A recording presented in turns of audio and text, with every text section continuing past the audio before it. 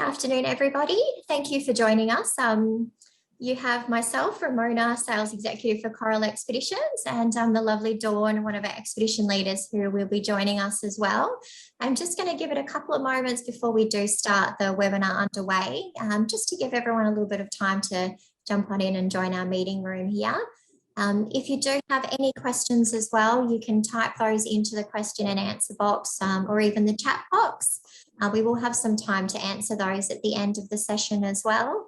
If there is anything that we miss or you forget a question after the webinar, feel free just to shoot us an email or just give us a call and we can happily answer those questions for you anyway. So today we do look like we've got most people in, so we might get underway anyway, but we do thank you for your time in joining us, and hopefully you learn a lot about this beautiful destination.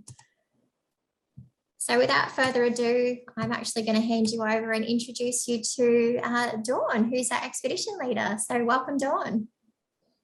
Yeah, good afternoon, Ramona, and good afternoon, everybody. I'll just have a little talk about myself. So my name is Dawn. I've been with Coral Expeditions for 3 years. I've been lucky enough to not only see beautiful parts of Australia with the company, but of course up into Papua and through Asia as well. So it's been fantastic.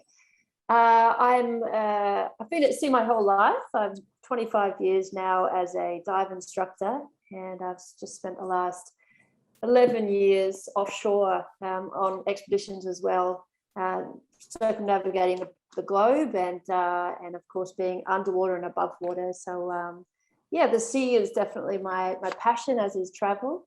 So of course my specialty would be on the marine environment, but I've started to have a real fascination with birds. So I'm a wannabe twitcher at this stage.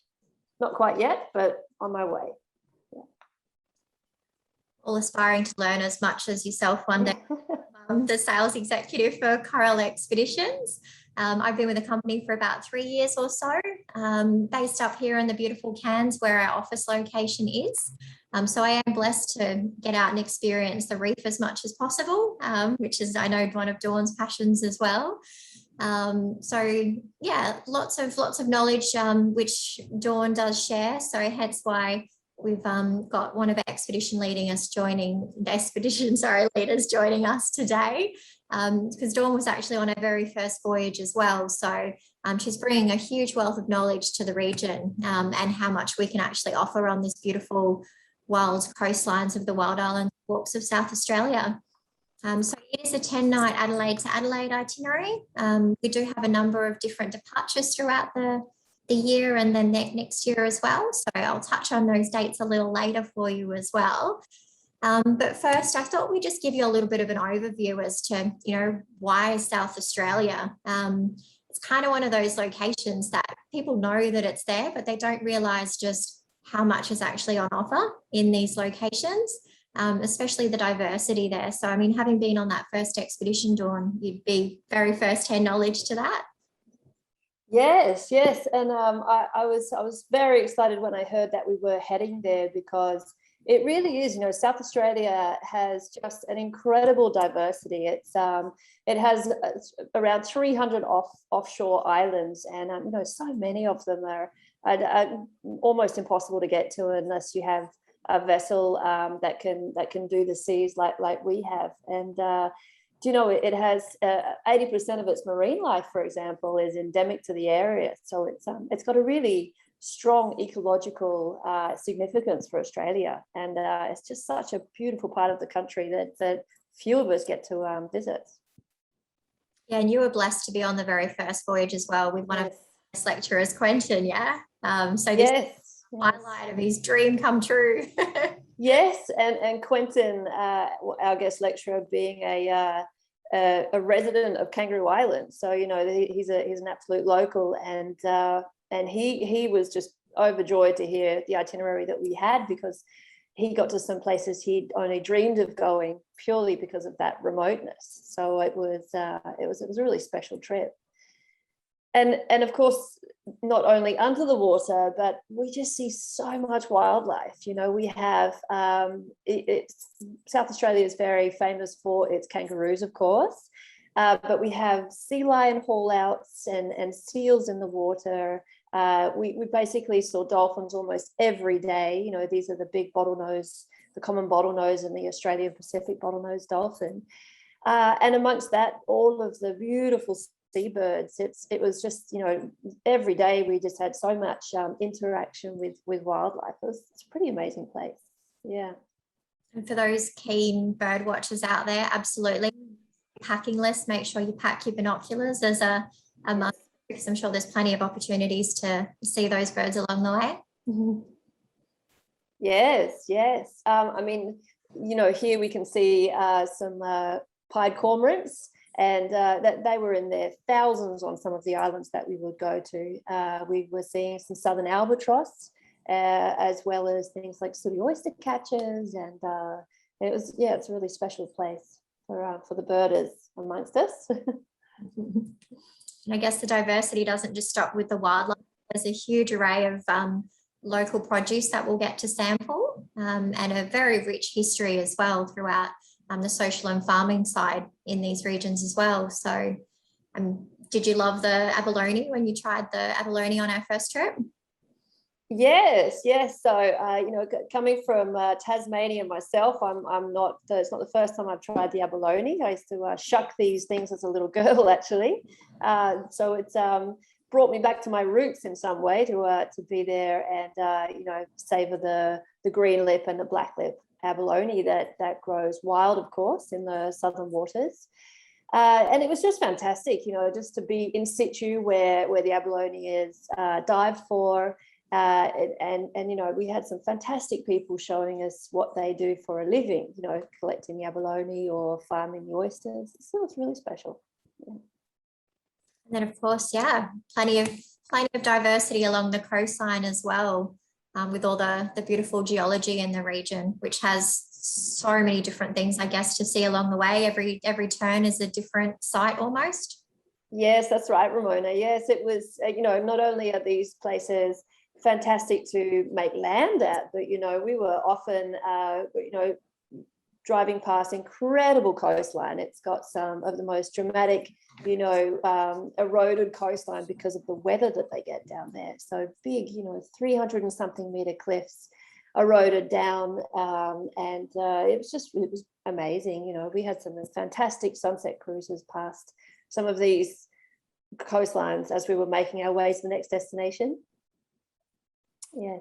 The oldest rocks as well in that region as well. I mean, some dating, from what I understand, 2.4 billion years of rock. Yes. That there might be along those coasts as well. Yes, that is correct. Yes, yeah.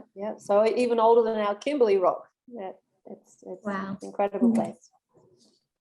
So of course, with all those coastlines and those jagged edges, it was absolutely crucial for them to build a highway of lights, as they say. Place these important beacons of hope on the island. So we'll have the beauty of visiting a couple of those. One of those, I believe, is actually the oldest lighthouse on there. It is, yeah. It is on Kangaroo Island, and we do get to go there. It's Cape Willoughby Lighthouse, and it is the oldest in South Australia, and it was, of course, a proper oil lighthouse, and then it changed, of course, to become more up with the times and modern, but it is still incredible. You know, it's one of the lighthouses that we can actually walk up to the top of. So it's on the top of the cliff, and then you get right up into this lighthouse and see just the massive expanse of Kangaroo Island below you. It's a beautiful spot. One of the things I love the most about how we do our expeditions is that, you know, there's always an element of learning to it. There's so much history, and, you know, the beauty of expedition, I guess, as well, is that, you know, there's a couple of locations on these journeys which we might not have been to yet. So we're kind of discovering something for the first time, but just immersing everyone in the history and the beauty around it.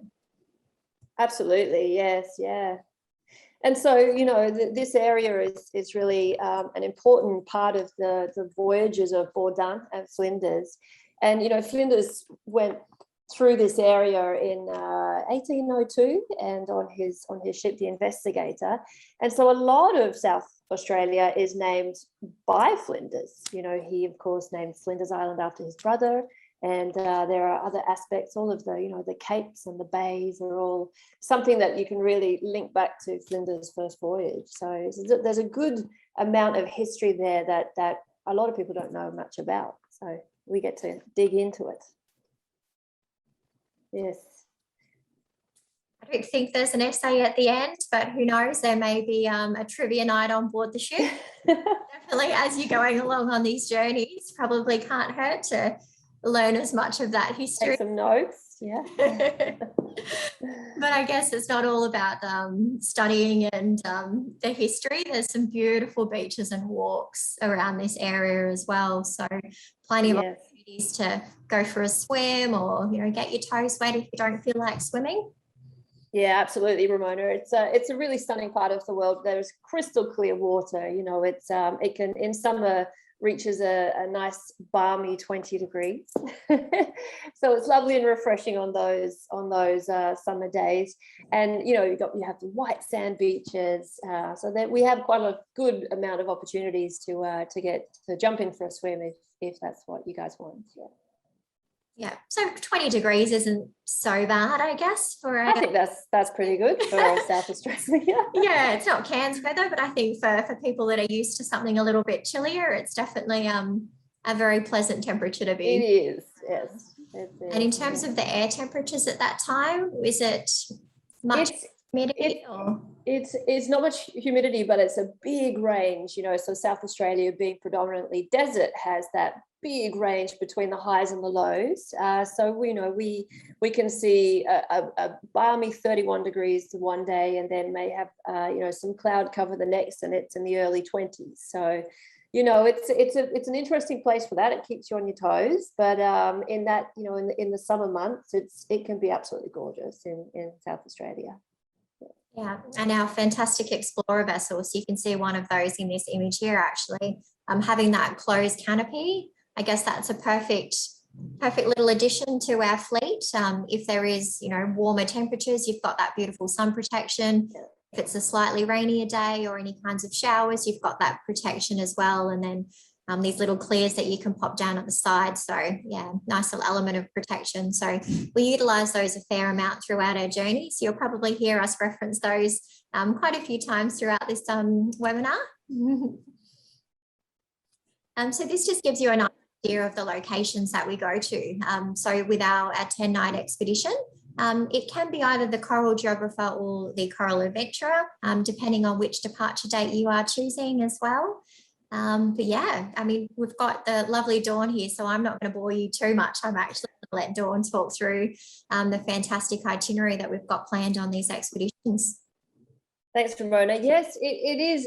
It's really special. We of course start our expeditions in Adelaide, but very quickly we leave that mainland and head out to the outlying islands. So one of our first stops is Trowbridge Island, which is a lovely. It's a marine park, and it has the first of your many lighthouses for the trip. And then of course we head on to Kangaroo Island, which is the largest island in South Australia, and hit some beautiful parts of that island. And then we really start to head up into the Lincoln National Park area and to the outlying islands, for example, Flinders and Wedge on some of the trips.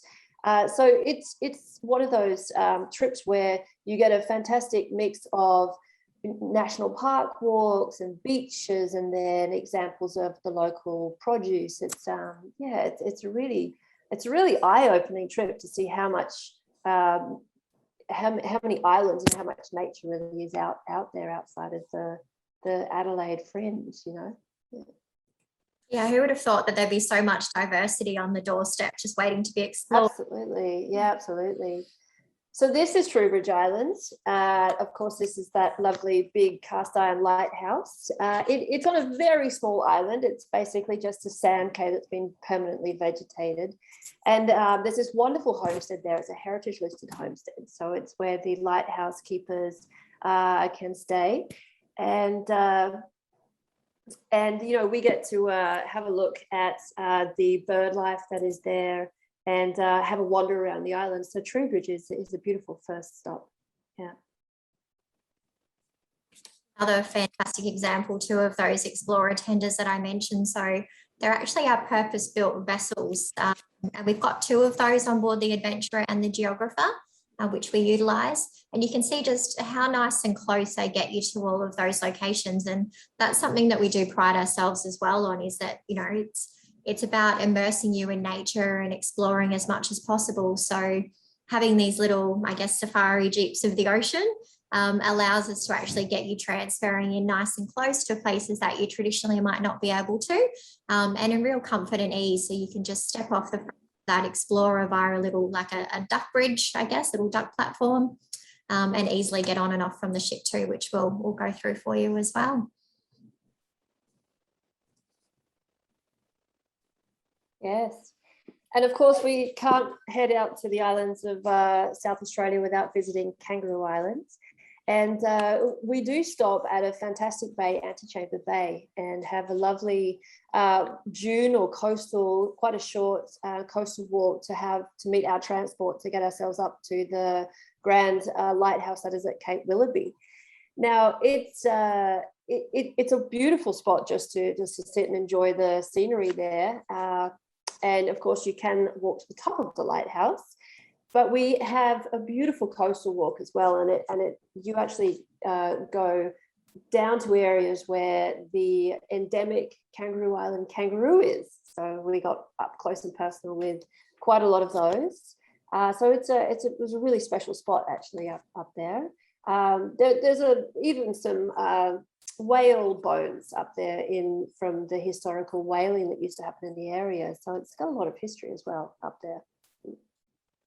In terms of the walks that we do on these various locations, is there much of a diversity between the fitness levels and things, or? Yeah, absolutely. So we offer at best we can offer on every side a longer option or a shorter option. For example, at Cape Willoughby, there was let's say a 1.5k loop walk. For those that were keen on having a bit more of an explore around, and then the others that were just more happy to stay at the homestead had a very nice 400-meter loop walk. So we can usually, you know, factor in anybody's fitness level. Yeah. Is there so generally there's a combination of sort of some trails like the one down the bottom, and then perhaps some sand or beach type, sandy type walks as well? That's right, yes. So when we landed on the beach, there was a beach walk and then about a 10-minute dune walk over to the area where the transport picked us up. But once we were on the top of Cape Willoughby, we can have, just like you can see in that central picture, a lovely coastal walk. That's the 1.5k. But there's options in many of the places to really stretch your legs out, you know, and come along with us on one of the bigger hikes, or relax and enjoy a bit of an interpretive walk that may be fitting your fitness more. Next one. And I guess this is a new location that you're very excited to come in and explore as well. River? It is, yes. This is one that we didn't get to at the start of the year. So I'm excited to get to American River and see this area for myself with everybody. But I've been told it's equally as beautiful as all the other sites that we saw. Beautiful white sand beaches with options for some hiking on the area. So yes, American River is a new one for us. Should be good. And I guess we had the Western River Cove, which we did do on the last expedition, which was definitely a crowd favourite from what I hear. Yes, yeah, we certainly did. So Western River Cove on the north end of Kangaroo Island had just a fantastic little cove that we drove in with the Explorer. And, you know, it's so protected in that cove. It really felt like we were arriving at somebody's secret hideaway. You know, it was a beautiful spot. We saw large grey kangaroos and this wonderful homestead that was a nice and easy walk to get to, which held a lot of history of the area. And then there was the option again to do a much longer hike to the top of the hill, which you can see on the bottom there, and it was just phenomenal. You know, that dried pastoral landscape contrasted against the blue of the sky. It was wonderful. And we saw crimson rosella up in the grass trees, the grass palms, and at the bottom near the homestead, we saw a few koala in the tree. Exciting. It really is a photographer's heaven, isn't it? I guess there's so many different colors and diversity of wildlife, that definitely something that if you're a keen photographer, you wouldn't want to miss. Yes, absolutely. Yeah, beautiful spot. Yes, and onwards to the Lincoln National Park area. And this beautiful spot, Memory Cove, again was named by Flinders. So it was named after, in memory of 7 men that perished in the Thorny Passage, which is nearby. And he actually named 7 of the outlying islands after the 7 men. So it has a lovely amount of history. Here we did a beautiful coastal walk. We actually saw one of the rare western whipbirds. So that was a bit of a big tick, I've been told, for birders. And once at the end of the coast, you know, this is probably again about just a 1.5k walk. It was quite feasible for many of them. We saw seals playing in the sea as well. So it was a lovely spot to explore. Yeah. And then a nice contrast to Coffin Bay with its spectacular white sandy beaches and station in plenty. That's right. So yeah, Coffin Bay, again, a national park. And here we were focusing on really seeing that thriving oyster farming that happens in the shallow waters of Coffin Bay. And this day we got to taste the oysters. So, you know, we had oysters there that you can try and shuck yourself if you give it a go. They give you the shucker and the gloves to have a go at it yourself. And just the area itself was really beautiful. You know, apart from that oyster farming, there's a lovely like a boardwalk that we could go along, and wonderful beaches in the north part of Coffin Bay as well. So we also swam here at the northern end, where that beautiful turquoise water returned after leaving the shallow waters of Coffin Bay. Yeah. And some more gastronomy. Yes. So Flinders Island, one of the more northern points that we reach, and really one of those beautiful isolated islands. I mean, you can see the coastline there. It's rugged and just so untouched in so many places. And here we met the Airwolf brothers, and they are a family-run abalone business, and they had abalone for us to taste and try the different types of abalone and the different ways that they process them. They also showed us up to their shearing shed, and they've done such a fantastic job of placing everything out that was used in yesteryear. So it's more than a shearing shed. It was more like a museum for what we used to do on the island, which was, of course, graze sheep and shear sheep. So Flinders was just fantastic. So this was a great stop as well. Yeah. And fascinating, the artwork here.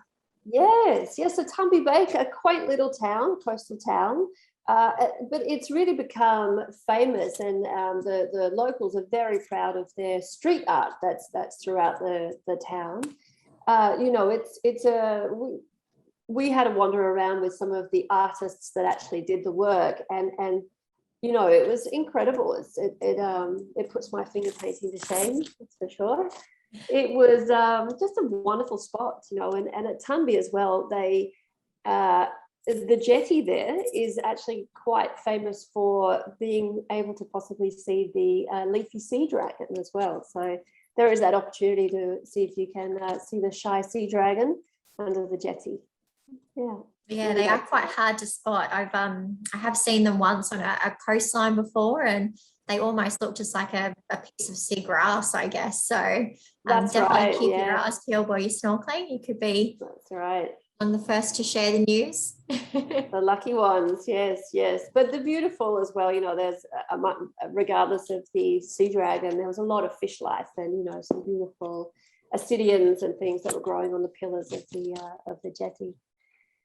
And on the same day, we actually went to Revesby Island. Now, Revesby again is it has a heritage listing because it was actually used as like a sheep grazing area. So there's an old settler's cottage on there, and we can walk into the cottage. We have permission we have the keys, and we can walk in there and see how they lived in the yesteryear. And it's just a really gorgeous spot where we also swam, of course, because look at that water. Why wouldn't you? It's gorgeous. Absolutely. Mm-hmm. And I guess when you're doing so many different hikes as well, it's always a blessing to have a beautiful spot that you can jump in for a swim. It is, yes. I think it makes all the hikes, it's the congratulations at the end to be able to jump into some cool water after a long hike. And Cape Donington was really, this whole national park, part of the Lincoln National Park is just a hiker's paradise. They have upwards of a dozen walks in the area, and there's that option of the long hike, up to Stanford Hill, and looping back down into Woodcutters Bay, or even just a equally beautiful but shorter and flatter hike. So we really got to explore this area. Cape Donington was just gorgeous, walking through the she oak forest and the open eucalypt forest. So it was fantastic. Yeah. Yes, a little Wedge Island, right out in the central part of that peninsula. Wedge Island is a gorgeous little spot. It actually was an island that they used to try to rehabilitate some of the more endangered species, such as the batong and the black-footed rock wallaby. I'm sure you see a lot at different times of the day, but we saw dozens of those rock wallabies as we were walking. So I've been told it's doing its job, and they're thriving on this island without their natural predators. And aside that, we also saw seals and dolphins here on the beach. So yeah, Wedge is a great little stop. Yeah. Almost like the Noah's Ark of South Australia. Absolutely, yes, exactly. Yeah, great way to rehabilitate endangered species. And Emu, I mean, this is another new addition to our itinerary as well, and plenty of beautiful opportunities at this one as well. And from what I understand, the lavender scones at the lavender farm here that we'll get to taste are absolutely delicious. Yes, yeah, I'm excited. This again is a new spot. We didn't go there at the start of the year, but it's looking like it's going to be one of those fantastic places. I mean, we have this beautiful big beach, and that lavender farm should be really interesting. Yeah, it's definitely a location that you'd want to get refreshed. The beautiful long white sandy beaches that they have are definitely breathtaking. I guess these are the explorer tenders that we've been speaking about quite a lot throughout the journey. These are, as I said, our little safari jeeps of the ocean. So the easiest way to board these is via our hydraulic levels on our ship. So you can see on that image on the right there, we've got those explorer tenders just parked up at the top when they're not in use. And when we're actually ready to use those, what we do is we lower them hydraulically via a platform down where you can see in line with the deck. And then you just walk straight on. So really easy. You're not having to clamber up and down stairs and things like that. Just makes it a lot more simpler to deploy those vessels. And then we do have the two on there as well. And I mean, from your experience, Dawn, definitely a game changer in terms of how you can deliver such a unique expedition. Absolutely, Ramona. Yes, it's. I mean, you can see how simple it is. It's just one step up, and you're already on the Explorer, and then when we make land at a beach, that front platform drops flat onto the sand, and so it's one step off. And the Explorers are very comfortable, very stable. We have a wireless PA system on board, so we can interpret things as we see them, point out some wildlife and talk about the history of an area as we're all together and cruising along. You know, as you mentioned earlier, the roof is great for hot sunshine or if there's a small rain shower. So it's a really, you took the words right out of my mouth. It's a game changer. Yeah. And I guess the marine toilet on the back too. So whilst most people really don't think that's a huge deal, I guess if you're out on a cruise somewhere, exploring around the islands, it's definitely an added bonus to have that we can be out a little bit longer and not having to come backwards and forwards to the ship so frequently. Absolutely. And of course, if we've got an opportunity for snorkeling, like Dawn mentioned with the snorkeling underneath the jetty, we've got all of our snorkeling gear included. So sometimes that might be off the beach, depending on the location, it may even be via that explorer tender. So we utilise that for many different things. And same as with the kayaks, if there's a location on the expeditions that we are able to do kayaks, they're also included, that you can just enjoy those and take them for a bit of a paddle. And then everything we do is guided as well. So all of our expeditions are inclusive of the amazing knowledgeable guides like Dawn, or a guest lecturer. So always expedition leader led.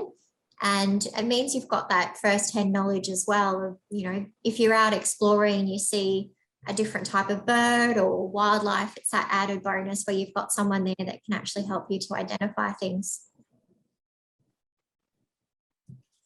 Talking you up here, Dawn. Definitely a valuable thing, having such amazing knowledge on our expeditions. And of course, after a long hike, you would definitely have worked up an appetite.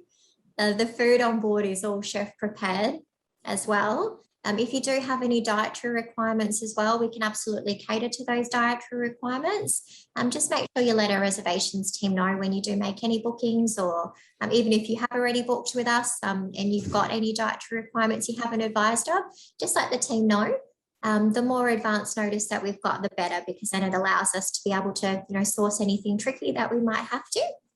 And then, of course, you've got to pair wine with lunch and dinner. So for our expeditions, for our lunch and dinner service, we do include house wines, house beers, and also house spirits, which in my opinion, definitely aren't the average house spirit. They've got some great quality spirits that they do include on that menu as well. And then, of course, all your other meals throughout the day, you know, your morning teas, your lunch, afternoon tea, etc., are all included as well. So if we're out on a location, for example, where morning tea is off location, then we'll use those explorer tenders to be able to pack that lunch for you and bring that over somewhere as well. So you're never going without food on board. I'm sure you'd agree, Dawn. No, never going without food. No. And then for our vessels, we will have, so we've got the two sister ships. We've got the Coral Adventurer and the Coral Geographer. We're built basically on the same design. So designed to have that really relaxed type of feel about them, that nice coastal feel, because we are sort of mostly tropical cruising that we do. It's got that nice feeling on board. So they've got that beautiful guest lounge at the top there that you can see. And throughout the voyage, we'll always include expedition leader presentations, or the guest lecturers might be up there giving, you know, webinars and talks on the various locations that we're going to see. So you've got that maximum knowledge as well. And then plenty of space just to enjoy the outdoors as well. And then the same kind of design with them as well. You've got your lower category with your coral deck, which has your porthole windows. And then we move up to the promenade deck, which has your picture windows. And then moving up from there, you've got your explorer deck, which has the balconies. And then the one above that, you're moving up to your bridge category. So yeah, very similar in design and the way that they feel. So having been on both of our ships as well, Dawn, the stability of them, quite stable out on the ocean. I mean, I've been on the Adventurer, haven't had the privilege of the Geographer as yet. Yes. Yeah, you're quite right. It's I've actually been lucky enough. I was on both of the maiden voyages, so that's something to keep mentioning to people. It's a wonderful ship. It's, you know, we cut through some open ocean, and you have you know, the open ocean swell outside, and you can barely notice it on the inside. It's such a fantastic stable ship. So it's lovely to travel the seas on. And, you know, there's so many options to places to sit, relax and enjoy, which are, of course, outside on the outside decks, but then some lovely lounge areas on the inside too. So, yeah, it's a great ship for that. Yeah. We do sometimes get engineers, I guess, on board, or, you know, people that do love to know the mechanics behind things. Yeah, so these engines are crazy. I think we've got Rolls-Royce stabilizers, and some of the engines are just fantastic. And I'm the engines, but having gone down into that engine room, it was quite amazing. And we do a tour as well on the ships. So you'll have an engine room tour. You can also access the bridge anytime that the doors open. Absolutely, go on in and, you know, say hi to the captain, and you can even have a look at the charts. We still keep sort of the manual cartography charts as well as obviously digital these days, but we always do chart the course as well. Feel free to go up in and enjoy the bridge. As long as you bring him a coffee, hey? So then I guess we've got a couple of various departures. So this year we've introduced a few new departures this year. So we've got one coming up on the 22nd of November. Then we've got another few in December as well for this year. We still do have availability on them as well. And then next year we'll have a few more voyages as well in the early January of 2022. And then we skip a little bit of a break in the year, and then we head back again on the 6th of November.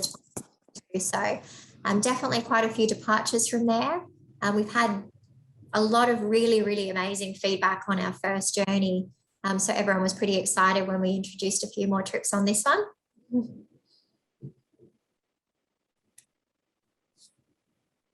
And just gives you a little bit of an overview. Obviously, with the current environment, a lot of people sort of are asking, you know, what we do have in place at the moment. So given that we're an Australian flagged vessel, an Australian crewed, the beauty with that is at the moment, you know, with such uncertainty, we've got the necessary permissions to be able to travel within Australia, which is fantastic. And it also means that because we're not leaving Australian shores, being Australian flagged as well, you're not required to bring any passports. So the only ID you'd need is just a driver's license or some form of government issued ID as well.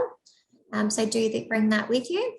And then nice small numbers as well. So our ships were built, the largest being the Adventurer and the Geographer, with a maximum capacity of 120. At present, we have capped those at 99, just because of the current environment. And then we've also introduced our sail safe plan. So that's been quite an integral piece of us being able to resume back for cruising. And then touch wood, we've had very successful voyages ever since we've introduced that as well. So with that sail safe plan, basically what that is you can get a lot more info on our website as well. There'll be a dedicated link all about this. And when you make a booking, the team always share that info with you as well. But you just need to pop in and get a PCR test within 72 hours of your cruise departure. That means that we've got like a nice little COVID safe bubble on board where everyone has had a negative result. And then also just a pre-screening 7 to 10 days prior.